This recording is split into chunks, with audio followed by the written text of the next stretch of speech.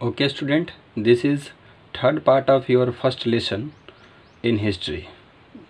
The name of chapter is Introducing History. Through this part, we will try to know about literary sources, religious literature, secular literature, the frame of history, geographical framework, etc. Okay, let's get started. From literary sources.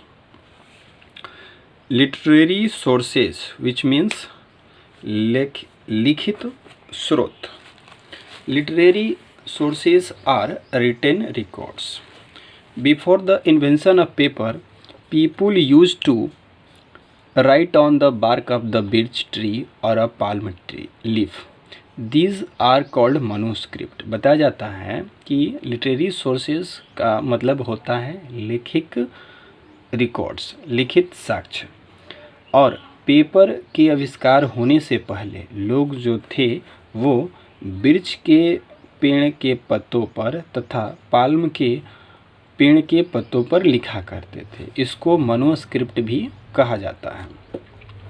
Over the period of time, these have been destroyed as they were very fragile and were eaten away by insect.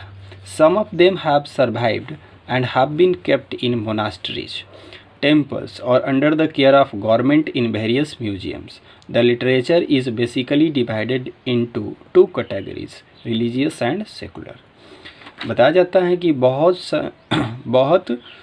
समय अवधि के बाद, बहुत समय के बाद ये manuscript जो होते थे, जो पेड़ के पत्तों पर लिखे जाते थे, ये बहुत ही फ्रेगिल होते थे. मतलब कि बहुत समय के बाद ये अपने आप में, मतलब कि पत्तों पर लिखे जाते थे तो ये टूटने लगते थे. छूने पर ही ये जो ये था ये टूटने लगता था, या इनको कुछ कीड़े मकोड़े जो थे खा भी लिया करते थे.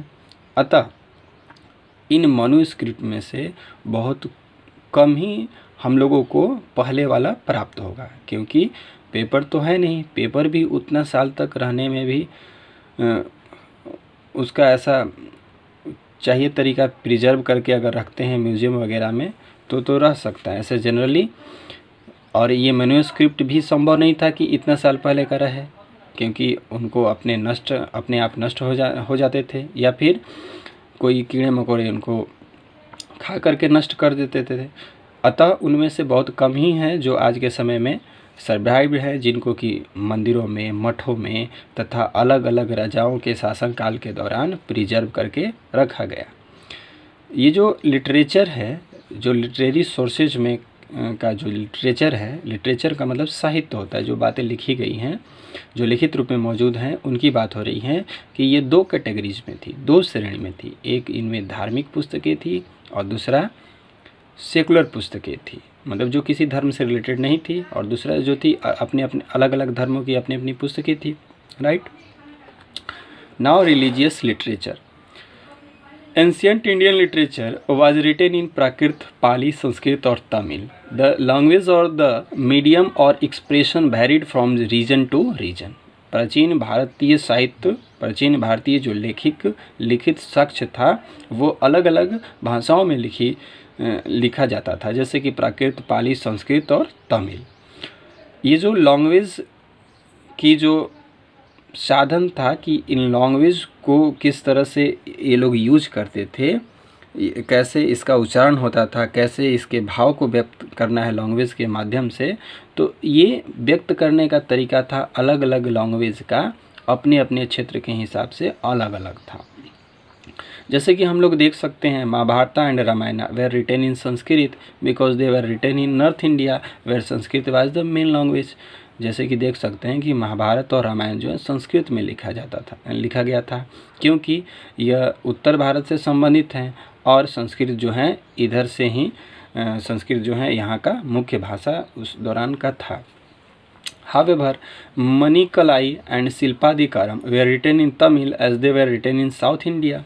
ये जो दो पुस्तकों का नाम जो दिया गया है ये तमिल में लिखा गया है, क्योंकि ये सब जो है तमिल साउथ इंडिया के इतिहास के बारे में बताता है, या साउथ इंडिया के राजाओं के बारे में बताता है, या साउथ इंडिया में लिखा गया है.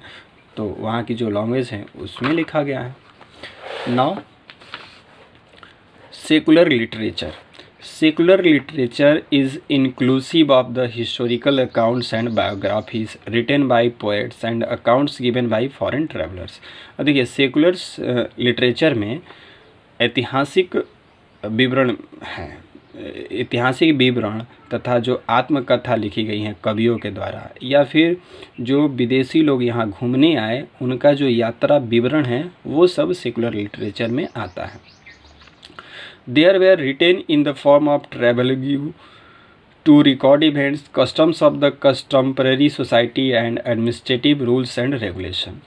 इन सेकुलर लिटरेचर में जो ट्रैवलर्स लोग जो थे उनके यात्रा वृत्तांत के रूप में वो ये दर्ज करते हैं कि उस समय के दौरान समकालीन, कंटेम्प्रेरी का मतलब होता है समकालीन, उस समय के दौरान जो समाज था, जो रीति रिवाज थी तथा जो राजा का द्वारा बनाए गए रूल्स, नियम, कानून, ये सारे चीज़ थे, उस सब की भी जानकारी हमें इन पुस्तकों से मिलती है। ओके, बुक्स जैसे कि books such as the Dharmashastras and Kautilya's Arthashastra belong to this category. जैसे कि पुस्तक धर्मशास्त्र जो हैं तथा कौटिल्या के लिखी गई जो अर्थशास्त्र पुस्तक है वो सब इसी कैटेगरी में आती हैं, सेकुलर लिटरेचर में ही आती हैं तथा वो हमें ऐसे ही जानकारी देती हैं उस समय के दौरान के समाज के बारे में, उस समय के दौरान राजा के द्वारा जो रूल्स रेगुलेशन लागू की गई हैं, इन सब की जानकारी मिलती है। Okay, written accounts of the foreign travelers like the Greek ambassador Megasthenes in the court of Chandragupta Maurya, writings of the Chinese travelers Fahian and Wen Tushang who visited India also come in the category of secular literature। अब लिखित विवरण ये तीर्थयात्री कुछ लोग आए हैं, विदेशी यात्रियों के द्वारा जो यात्रा वृत्तांत है, जैसे कि यूनान का जो राजदूत था मेगास्थनीस जो चंद्रगुप्त मौर्य के दरबार में आया था, तथा चाइना का जो यात्री था जो फाह्यान जो चंद्रगुप्त विक्रमादित्य के शासन में आया था, तथा हवेन त्सांग जो कि हंसवर्धन के शासन में भारत घूमने आया था, भारत भ्रमण हेतु आया था। तो इनके द्वारा जो लिखी गई पुस्तक है वो सब इसी कैटेगरी में आती है, सेकुलर लिटरेचर में ही। आप इस फिगर से देख सकते हैं, ये हवेन त्सांग का पिक्चर है जो हर्षवर्धन के शासनकाल के समय में आया था। Okay, the study of inscription और epigraphy is called epigraphy. A person conducting this study is called an epigrapher और एपिग्राफिस्ट। बताएं हैं इंस्क्रिप्शन क्या होता है? The writings on hard surfaces such as iron, stone, pillars is called inscription and the study of inscription is called epigraphy, and a person conducting this study is called epigrapher or epigraphist। okay,